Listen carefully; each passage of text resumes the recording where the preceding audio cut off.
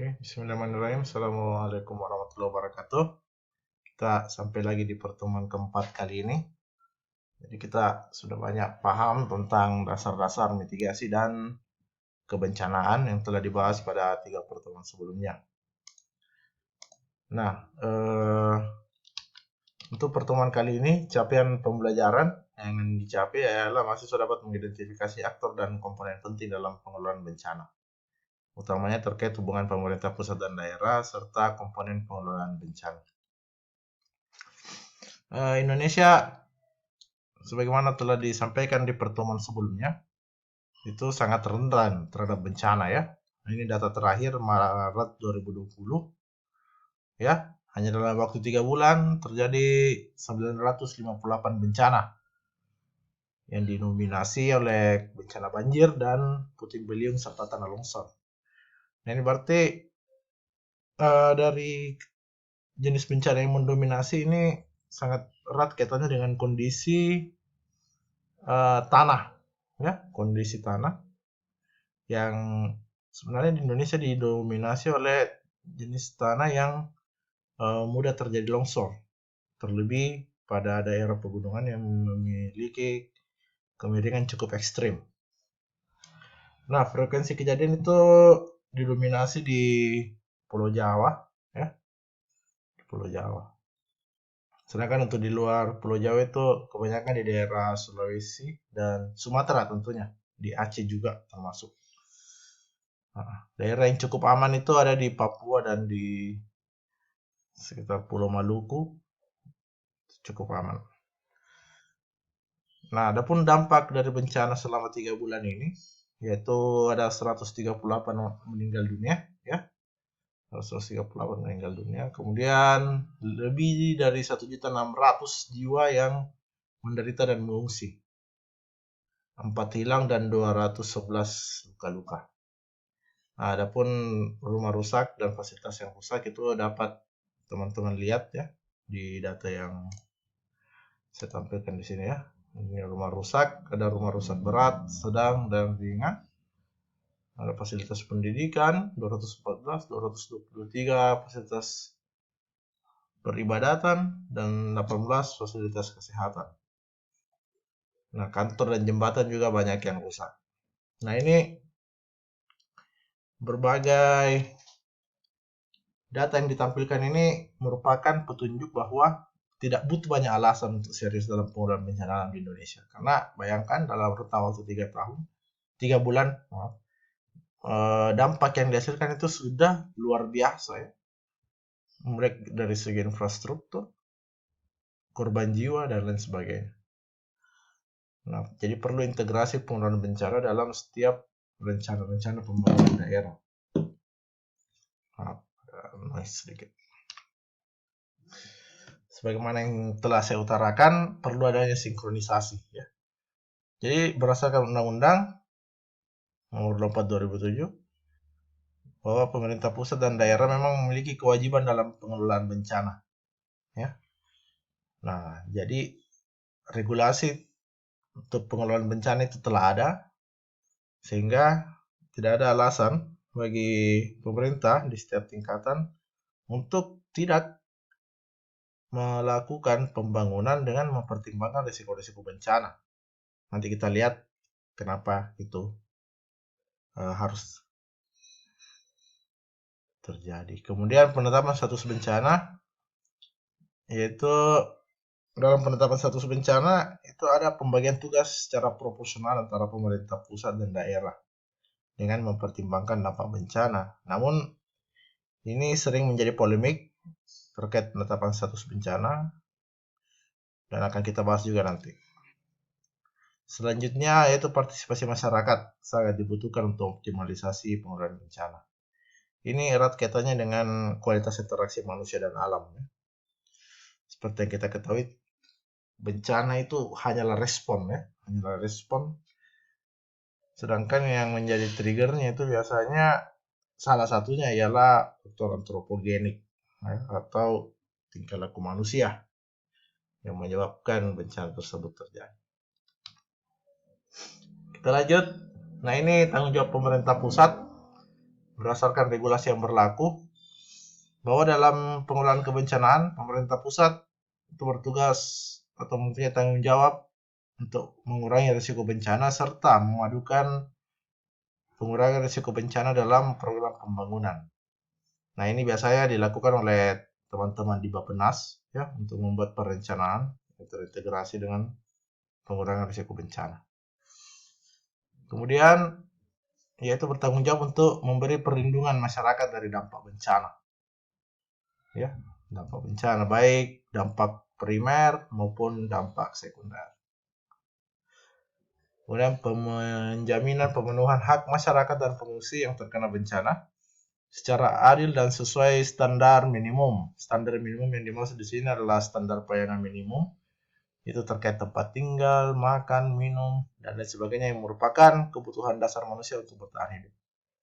Nah, itu harus dijamin ketika masyarakat harus mengungsi. Selanjutnya, ialah pemulihan kondisi dari dampak bencana. Nah, ini tentu saja setelah terjadi bencana, harus ada yang berinisiatif memulihkan. Masyarakat yang terkena dampak tentu telah mengalami kehilangan yang cukup besar, kehilangan harta, kehilangan saudara, sehingga pemerintah harus hadir untuk memulihkan kondisi tersebut. Selanjutnya, pemerintah wajib untuk melakukan pemulihan arsip atau dokumen otentik dan kredibel dari ancaman dan dampak bencana. Ini biasa dilakukan di kantor-kantor pemerintah, seperti dokumen KTP, kemudian badan pertanahan, sertifikat, seperti itu. Selanjutnya, pemerintah pusat wajib atau bertanggung jawab untuk mengalokasikan anggaran penanggulangan bencana alam dalam bentuk dana siap pakai. Dan yang terakhir, yaitu alokasi anggaran penanggulangan bencana dalam APBN secara memadai. Jadi penanggulangan bencana, anggaran penanggulangan bencana bukan sesuatu yang serta-merta ada, namun dia memang telah direncanakan, ya, sudah direncanakan dan dihitung persentasenya secara memadai dalam APBN. Seperti itu. Selanjutnya ada wewenang, ya, jadi tadi itu tanggung jawab, ini wewenang dari pemerintah pusat, yaitu menetapkan kebijakan penanggulangan bencana yang selaras dengan pembangunan nasional. Ini wewenang ini turunan dari pelaksanaan tanggung jawab, ya, jadi dia mengikut dengan tanggung jawab. Kemudian membuat perencanaan pembangunan yang memasukkan unsur kebijakan penanggulangan bencana. Kemudian menetapkan status dan tingkat bencana nasional dan daerah. Nah, ini tadi yang terkait dengan penetapan status. Jadi wewenang menetapkan status bencana itu ada di pemerintah pusat, ya. Apakah bencana tersebut merupakan status atau tingkat bencana nasional atau daerah, itu bergantung pada dampaknya. Biasanya kalau dia dampaknya telah melebihi dari satu kecamatan, ya, nah dia itu akan masuk ke tingkat bencana daerah statusnya. Sedangkan ketika dia telah lebih dari 2 kabupaten, itu akan naik ke bencana tingkat nasional. Namun selain pertimbangan luas wilayah terkena dampak, diperhatikan pula beberapa variabel lainnya. Kemudian menentukan kebijakan kerjasama penanggulangan bencana dengan negara lain atau internasional. Ini penting untuk dicatat karena ketika suatu negara membuka diri untuk penanggulangan bencana dari negara lain, itu bisa diartikan bahwa mereka tidak mampu untuk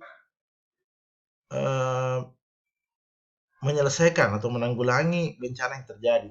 Nah, ini akan sangat mengganggu image yang terbentuk di dunia internasional. Kewaspadaan lain yaitu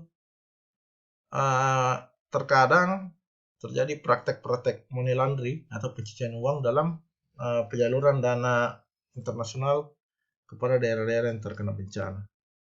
Nah, ini semua harus diperhatikan, dan oleh karena itu tidak selamanya setiap bencana nasional pemerintah akan membuka diri untuk kerjasama asing. Demikian. Nah, selanjutnya perumusan kebijakan tentang penggunaan teknologi yang berpotensi sebagai sumber ancaman atau bahaya bencana. Ya, jadi kebijakan seperti ekstraksi tambang, ekstraksi batu bara, nikel dan lain sebagainya itu harusnya mencantumkan dokumen kebencanaan ya, artinya dokumen atau rencana kegiatan tersebut harus memuat risiko bencana yang akan terjadi ketika akan melakukan aktivitas tersebut. Nah, kemudian perumusan kebijakan untuk mencegah penguasaan dan pengurangan sumber daya alam yang melebihi daya dukung. Berbeda dengan yang sebelumnya, jadi para pengusaha atau masyarakat yang ingin melakukan ekstraksi sumber daya alam yang berpotensi menimbulkan bencana, itu perlu memuat identifikasi potensi bencana, kemudian mempertimbangkan juga daya dukung. Nah, daya dukung lokasi. Jadi terkadang pemerintah membolehkan ekstraksi, namun dengan batas-batas tertentu dan tidak melebihi daya dukung kawasan. Selanjutnya ialah pengendalian, pengumpulan, dan penyaluran uang atau barang yang berskala nasional. Nah, mobilitas barang secara nasional diatur oleh pemerintah pusat sehingga karena melibatkan beberapa pemerintah daerah dan sarana transportasi yang cukup kompleks seperti itu. Bahkan terkadang harus melibatkan pihak TNI Polri untuk memudahkan mobilitas dari bantuan tersebut. Nah, itu tugas dan wewenang pemerintah pusat. Ini dipandang cukup dan telah diatur untuk melakukan pengelolaan bencana baik pada tahap preventif maupun responsif.